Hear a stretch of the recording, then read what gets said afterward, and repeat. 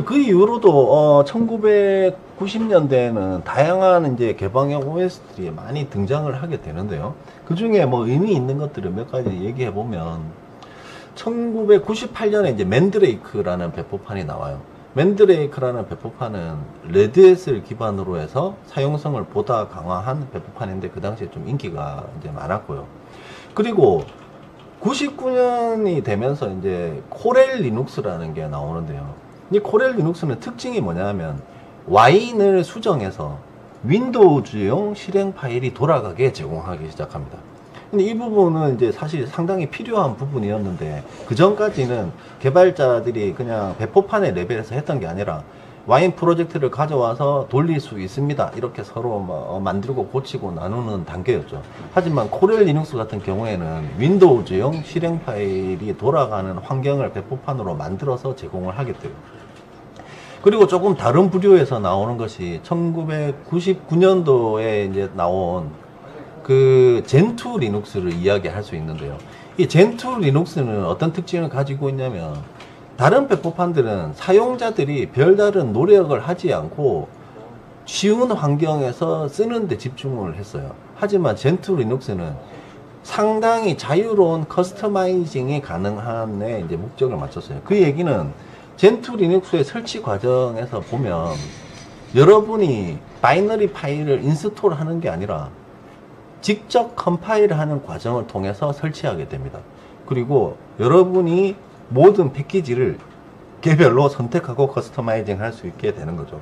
근데 이렇게 만들면 물론 성능상으로 이점이 있습니다. 직접 컴파일도 할 수 있고 자기 하드웨어에 최적화되어 있는 상태로 유지할 수 있기 때문이죠. 하지만 기술력이 없는 사용자들 입장에서는 젠2를 쓰기가 부담스러운 게 사실이고, 지금은 이제 그런 독특한 부류의 어떤 사용자들이 좋아하는 운영체제로 자리 잡고 있죠. 그리고 뭐 젠드로스, 윈도우즈 이런 것들이 나오게 되는데요.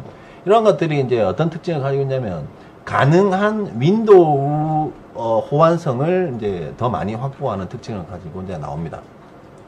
뭐 이렇게 해서 이제 2000년도까지 다양한 리눅스 배포판들이 나오게 되고요. 그리고 이러한 배포판들을 추적해서 관리하고 있는 서비스는 지금 이제 화면에 제가 링크를 해뒀는데 디스트로와치라는 웹사이트가 있습니다.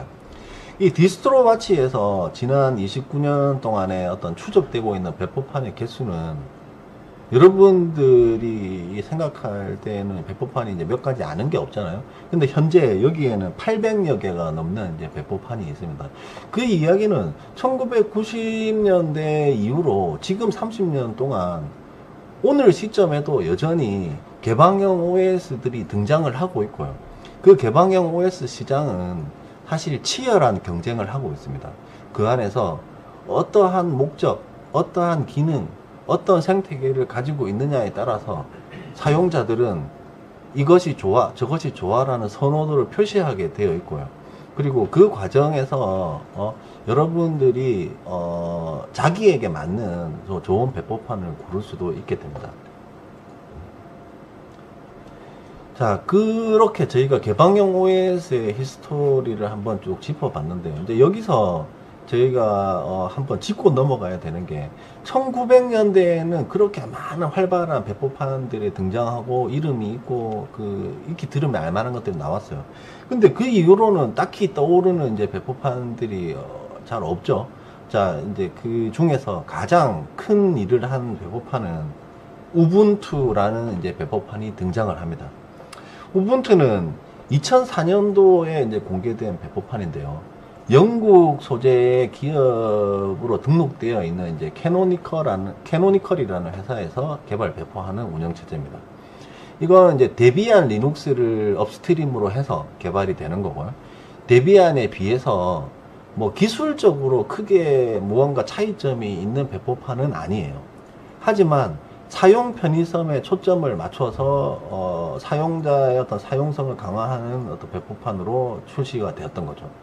근데 이제 이 데비안과 대비해서 우분투가 지금 잘해왔던 점이라면 2004년도 출시부터 지금까지 매 6개월마다 새로운 판을 공개해 왔어요. 약속을 계속 지켜온 거죠. 그리고 롱텀으로 서포트를 해주는 장기 지원판은 2년에 한 번씩 출시해 왔어요. 그리고 이 약속도 아주 잘 지켜왔어요. 그 우분투는 기존의 프리소프트웨어 재단이라든지 오픈소스 운동을 하던 그룹하고 다른 노선을 선택했는데요. 사실 이 캐노니컬의 경우에는 어느 날 갑자기 등장한 기업이에요. 그 전에 뭐 프리소프트웨어 파운데이션 운동을 했던 것도 아니고 리눅스를 만들었던 오픈소스 진영의 그룹에 있던 커뮤니티도 아니고 영국에 있던 어떤 그 회사가 설립되면서 이런 오픈소스를 세상에 좀 더 많이 퍼뜨려야 되겠다라는 이념으로 이제 만들어진 거죠. 그래서 이제 여기서는 어떤 걸 선택하냐면 실용주의 노선을 중시하는 방법을 쓰게 됩니다. 무슨 의미냐면 우분투를 배포하는 데 필요한 하드웨어 호환성을 확보해야 되는 문제가 있다고 하면 그 드라이버가 비공개 프로그램일지라도 포함시키는 전략을 쓰게 됩니다. 뭐 비공개 코덱이라든지 비공개 장치 지원이라든지 이런 부분들에 대해서 거부감 없이 포함하는 방법을 쓰게 되는데요. 이 태도는 그 전에 자유소프트웨어 재단이라든지 오픈소스를 하는 재단에서 생각하기에는 적절하지 않은 방식이었죠. 하지만 우분투는 이제 이런 실용주의 노선을 채택하게 되고 그 결과 기술력이 높지 않은 일반 사용자들에게도 우분투를 통해서 이 개방형 OS가 널리 알려지는 이제 결과를 가져오게 됩니다. 때문에 아주 중요한 어떤 배포판의 역사적 기점이라고 볼 수 있는 거죠. 그리고 2006년도에는 이제 리눅스 민트라고 하는 배포판이 등장하는데요. 리눅스 민트는 조금 전에 그 데비안의 업스트림을 가지고 와서 만든 우분투 이야기를 했는데요. 리눅스 민트는 그 우분투를 가지고 와서 보다 개선시킨 파생 배포판이에요. 그래서 이거는 이제 우분투보다도 더 독점적인 소프트웨어들을 수용하는 게 유연했던 거죠. 그래서 우분투하고 또 다르게 독점 소프트웨어인 자바, 플래시 이런 웹 플러그인 같은 것들을 기본적으로 포함을 했고요. 그리고 우분투가 쓰고 있는 GUI 환경을 좀 더 외형적으로 아름답게 만드는 데 집중을 했어요. 따라서 이 리눅스 민트 팀에서는 시나몬이라고 하는 이제 윈도우 환경을 만들게 됩니다. 시나몬이라는 윈도우 환경은 이 2000년도 이제 시점에 봤을 때 가장 사용자들이 많이 쓰고 있는 윈도우가 쓰던 인터페이스를 상당히 유사하게 만듭니다. 그러면서 2011년도부터 2015년도가 됐을 때 이 배포판을 다루는 디스트로와치 사이트에서 1위를 계속 유지하게 되고요. 저희가 지금 배포하고 있는 하모니카 OS도 이 2015년도쯤에 이 디스트로와치에서 1위를 하던 리눅스 민트를 포크해서 거기에 있는 기능에 더 많은 국내에 맞는 어떤 기능들을 넣는 전략을 쓰게 되고요. 그리고 그 배포판을 지금 이제 하고 있는 게 하모니카 OS입니다. 그 조금 전에 말씀드렸는데 이제 그리고 2015년이 되자 국내에서는 이제 하모니카 OS라는 이제 프로젝트가 시작이 되고 배포되는데요. 이거는 말씀드린 것처럼 그 당시 디스트로와치의 1위를 하고 있던 리눅스 민트에서 파생된 배포판입니다. 이 안의 특징은 자바, 플래시, git, 노드.js, VS 코드 등 소프트웨어 개발자들이 사용하기 위한 다양한 프로그램을 모두 기본적으로 탑재해서 하모니카 OS를 설치해서 쓰시는 분들의 입장이라고 하면 소프트웨어 개발을 위해서 더 이상 추가 프로그램이 필요하지 않은 상태로 만들게 됩니다. 그뿐만 아니라 국내에서 어떤 한글 사용 환경을 쓰는 분들의 어떤 불편을 많이 해소한 어떤 다국어 입력기 님프, 그리고 원격으로 데스크톱을 사용하면서 개방형 OS를 쓸 수 있는 원격 데스크톱의 접속 프로그램, 그리고 PC 환경에 대한 어떤 전체 데스크톱 환경의 검색을 쉽게 할 수 있는 검색 도구, 국내에서 많이 사용되는 카카오톡이라든지 뭐 이런 도구들도 있고요.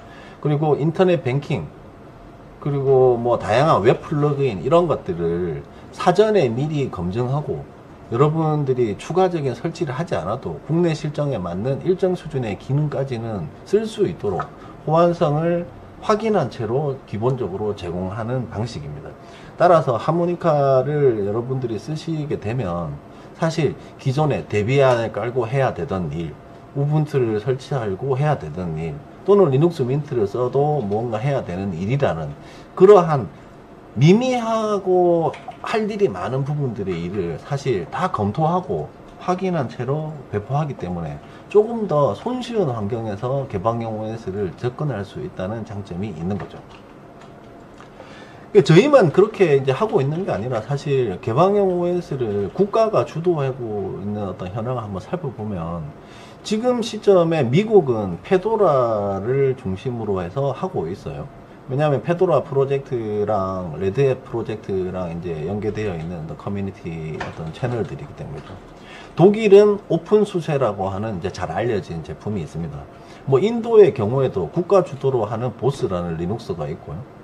중국의 경우는 뭐 아주 독보적으로 계속 하고 있는데 예전에 홍기 리눅스, 그리고 얼마 전까지 기린 리눅스, 그리고 개인용 PC에 많이 사용되는 디핀, 그리고 올해 들어서는 이제 출시하고 있는 UOS라고 하는 것까지 이제 이름이 계속 바뀌면서 국가가 그 큰 힘을 쓰고 있는 어떤 개방형 OS 정책을 펼치고 있고요.